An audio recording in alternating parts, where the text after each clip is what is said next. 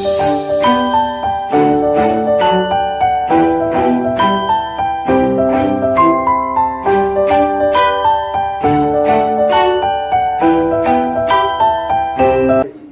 சேனலை லைக் பண்ணுங்கள், ஷேர் பண்ணுங்கள், கமெண்ட் பண்ணுங்கள், மறக்காமல் சப்ஸ்கிரைப் பண்ணுங்கள். அப்படியே பக்கத்தில் உள்ள பெல் ஐக்கானை கிளிக் பண்ணுங்கள்.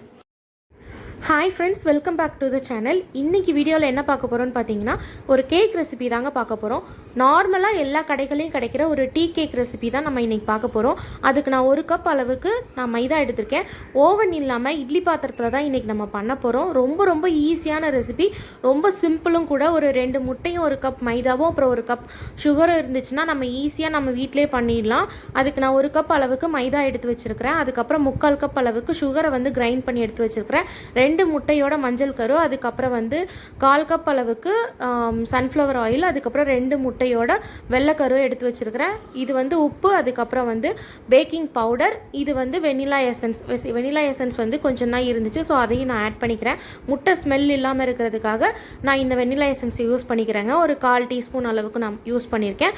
ஸோ நான் ஒரு பாத்திரத்தில் 2 முட்டையோட மஞ்சள் கரு எடுத்துக்கிறேங்க. எடுத்து நல்லா வந்து விஸ்க் வச்சு நல்லா வந்து நம்ம கலந்து விடணும். இது உங்ககிட்ட ஹேண்ட் பிளெண்டர் இருந்துச்சு அப்படின்னா ஹேண்ட் பிளெண்டர் கூட நம்ம யூஸ் பண்ணிக்கலாங்க. நான் இன்னைக்கு விஸ்க் மட்டும் தான் யூஸ் பண்ணி நான் இன்னைக்கு பண்ணி காட்ட போகிறேன். ஏன்னா நிறைய வீடுகளில் விஸ்க் இருக்கும், ஹேண்ட் பிளெண்டர் யாருக்கிட்டையும் இருக்காது, மேக்ஸிமம் வீடுகளில் இருக்காது. ஸோ நான் அது சிம்பிளாக நம்ம வீட்டில் பண்ணுறோம் அப்படின்றனால எப்படி பண்ணுறேன் அப்படின்றத காட்டியிருக்கேன். ஓவனும் இல்லாமல் குக்கர் யூஸ் பண்ணாமல் இட்லி பாத்திரத்துலேயே நம்ம ஒரு கேக் பண்ண முடியும் அப்படின்றது நான் இந்த வீடியோவில் உங்களுக்கு சொல்லியிருக்கேங்க. ரொம்ப ஈஸியான ரெசிபி. ஸோ நீங்கள் பாருங்கள், இந்த ஸ்டெப்ஸை மட்டும் கரெக்டாக ஃபாலோ பண்ணுங்கள். ஃபஸ்ட்டு வந்துட்டு அந்த மஞ்சள் கரு வந்து நல்லா உடச்சி விட்டு கலந்து விட்டதுக்கு அப்புறமா வந்து நம்ம அந்த 3/4 கப் அளவுக்கு சுகர் எடுத்துருந்தோம் இல்லையா, ஸோ அதை வந்து நல்லா மிக்சியில் வந்து கிரைண்ட் பண்ணி தான் எடுத்து வச்சுருந்தேன். அதை ஒரு டைம் வந்து சளிச்சு எடுத்துக்கலாம். ஏன்னா சுகர் அங்கங்கே வந்து குட்டி குட்டியாக கிடக்கும். அதை வந்து நம்ம சளிச்சு எடுத்துக்கிட்டோம் அப்படின்னா அந்த திப்பியாக இருக்கிறதெல்லாம் வந்து வெளியில் வந்துடும். ஸோ அதுக்கப்புறமா கொஞ்சமாக கலந்து விட்டுக்கலாங்க. இது வந்து கொஞ்சம் பத்தலை, நமக்கு லிக்விட் கன்சிஸ்டன்சி வரணும் அப்படின்றதுனால இதுக்கப்புறமா இதில் வந்து கொஞ்சமாக ஆயில் சேர்த்துக்கலாம். நான் 1/4 கப் அளவுக்கு சன்ஃப்ளவர் ஆயில் எடுத்திருக்கேன். வேறு எந்த ஒரு ஃப்ளேவர்ஃபுல்லான ஆயிலும் நம்ம யூஸ் பண்ணக்கூடாது. நார்மல் சன்ஃப்ளவர் ஆயில் யூஸ் பண்ணலாம், அப்படி இல்லைன்னா பட்டர் யூஸ் பண்ணலாம். பட்டரை வந்து ரூம் டெம்பரேச்சருக்கு நல்லா உருக்கினதுக்கப்புறமா சூடெல்லாம் வந்து கம்மியானதுக்கப்புறமா சேர்த்துக்கணும். பட்டர் சேர்த்திங்கன்னா இன்னுமே சூப்பராக இருக்குங்க, நல்லா சாஃப்டாக கிடைக்கும்.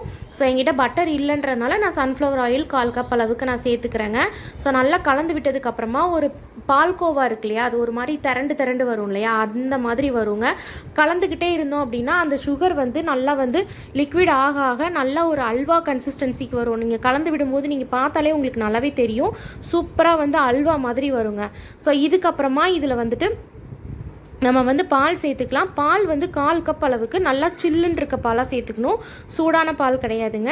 ஆல்ரெடி காய்ச்சி ஆற வச்ச பால் வந்து நான் ஃப்ரிட்ஜில் வச்சுருந்தேன். ஸோ கலந்து விடும்போது தான் ஃப்ரிட்ஜிலேருந்து எடுத்து ஒரு 1/4 கப் அளவுக்கு ஊற்றிக்கிறேங்க. ஊற்றுனதுக்கப்புறமா நல்லா கலந்து விட்டிங்கன்னா இந்த சுகர் வந்து இன்னும் மெல்ட் ஆகும். ஸோ அதுக்கப்புறமா வந்து எக் ஒயிட் இருக்கு இல்லையா, அந்த 2 எக்கோட ஒயிட்டு, ஸோ அதையும் விட்டு நம்ம நல்லா கலந்து விட்டுக்கணும். இதுக்கப்புறம் வந்து நீங்கள் பிளெண்டர் யூஸ் பண்ணிங்க அப்படின்னா ரொம்ப சூப்பராக வந்து நல்லா ஃப்ளஃபியாக வருங்க. ஸோ நான் இன்றைக்கி வந்து எவ்வளோ முடியுமோ அந்தளவுக்கு கையாலே வந்து கலந்து விட்டுக்கிட்டேங்க. இதுக்கப்புறம் வந்து 1/4 கப் அளவுக்கு வெனிலா எசன்ஸ், முட்டையோட ரா ஸ்மெல் இல்லாமல் இருக்கிறதுக்காக தான் இந்த வெனிலா எசன்ஸ். இது வந்து ஆப்ஷனல் தான், உங்களுக்கு வேணும்னா போட்டுக்கலாம், இல்லைனா ஏலக்காய் பவுடருக்குள்ளே யூஸ் பண்ணிக்கலாங்க. நான் இன்றைக்கி வெனிலா எசன்ஸ் யூஸ் பண்ணியிருக்கேன். ரொம்ப சூப்பராக இருக்கும், ஈஸியான ரெசிபி தாங்க. கண்டிப்பாக நீங்கள் வீட்டில் நீங்களே பண்ணி பார்க்கலாம். என் பையன் ரொம்ப நாளாக கேட்டுகிட்டே இருந்தான், ஸோ நான் அதனால தான் இன்றைக்கி பண்ணியிருக்கேன்.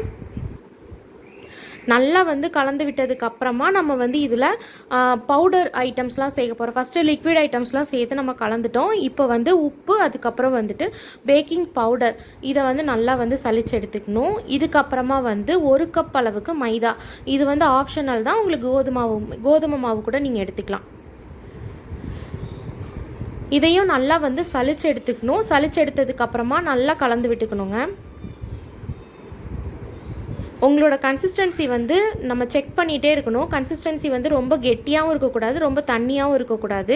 இதில் வந்து தண்ணி நம்ம எதுவுமே சேர்க்க போகிறதில்ல, அதுக்கு பதிலாக வந்து பால் சேர்த்துக்க போகிறோம். ஸோ நமக்கு தேவைக்கு ஏற்ப வந்து பால் கொஞ்சமாக ஆட் பண்ணி கூட நம்ம மிக்ஸ் பண்ணிக்கலாம். ஃபஸ்ட்டு இருக்கிற லிக்விட்லேயே வந்து நல்லா கலந்து விட்டுக்கணும். ஸோ இந்த மாதிரி நல்லா ஒரு மிக்ஸ்அப் கொடுத்தோம் அப்படின்னாலே நல்லா வந்து மாவு தெரியும், நம்மளோட கன்சிஸ்டன்சி வந்து அந்த கன்சிஸ்டன்சி வந்து நல்லாவே தெரியும். ஸோ இதுக்கப்புறம் வந்து நம்ம பால் ஒரு 2-3 டேபிள் ஸ்பூன் விட்டு அதுக்கப்புறம் வந்து ஆட் பண்ணிகிட்டே இருக்கணும், நல்லா கலந்து விட்டுட்டே இருக்கணும். இந்த மாதிரி சைடில் எல்லாம் இல்லாத அளவுக்கு நல்லா கலந்து விடணும். ஒரு 2-3 டேபிள் ஸ்பூன் அளவுக்கு பால் சேர்த்து நம்ம கலந்து விட்டுட்டே இருக்கணும். இந்த கன்சிஸ்டன்சி வரணுங்க. இதுக்கப்புறமா வந்து நான் இன்றைக்கி வந்து கேக் பண்ணுற டின் என்கிட்ட இல்லாதனால ஒரு பாத்திரத்தில் வந்து கொஞ்சமாக ஆயில் அப்ளை பண்ணிவிட்டு அதில் வந்து கொஞ்சமாக மைதா மாவு சேர்த்து கொஞ்சம் டஸ்ட் பண்ணி எடுத்துக்கிறேன். உங்ககிட்ட பார்ச்மெண்ட் பேப்பர் அதாவது பட்டர் ஷீட் இருந்துச்சு அப்படின்னா அது கூட சேர்த்துக்கலாம். இப்படி சேர்க்குறதுனால என்ன ஆகும்னா நமக்கு அந்த கேக்கோட மாவு வந்து ஒட்டாமல் சூப்பராக வரும். நல்லா வந்து மாவை டஸ்ட் பண்ணிவிட்டு பேலன்ஸ் இருக்க மாவை வந்து நம்ம தூர போட்டுடலாம். போட்டுட்டு நம்ம கலந்து வச்ச இந்த மாவு வந்து நம்ம ஊற்றி வச்சுக்கலாம்.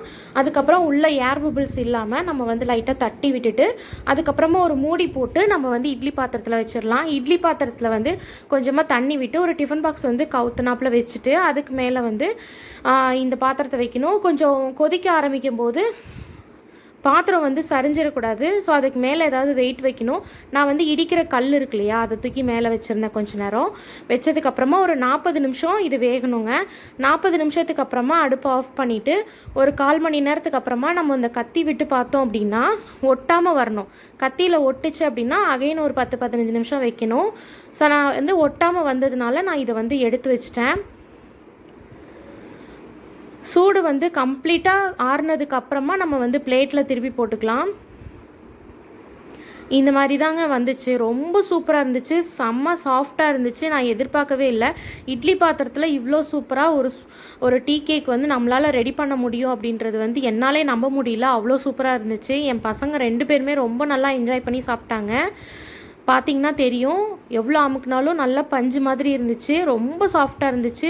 டேஸ்ட்டும் பார்த்திங்கன்னா சூப்பராக இருந்துச்சுங்க. நிஜமாக சொல்கிறேன், நான் பண்ணுன்றதுக்காக சொல்லலை, நிஜமாகவே ரொம்ப நல்லா இருந்துச்சுங்க. வீட்டில் நீங்களும் ஒரு டைம் ட்ரை பண்ணி பாருங்கள். பசங்க கேட்கும்போது டக்குன்னு வீட்டில் இருக்கிறத வச்சு ஈஸியாக சீக்கிரமாக பண்ணிடலாம். இந்த ரெசிபி வந்து ரொம்ப டைமும் எடுத்துக்காது.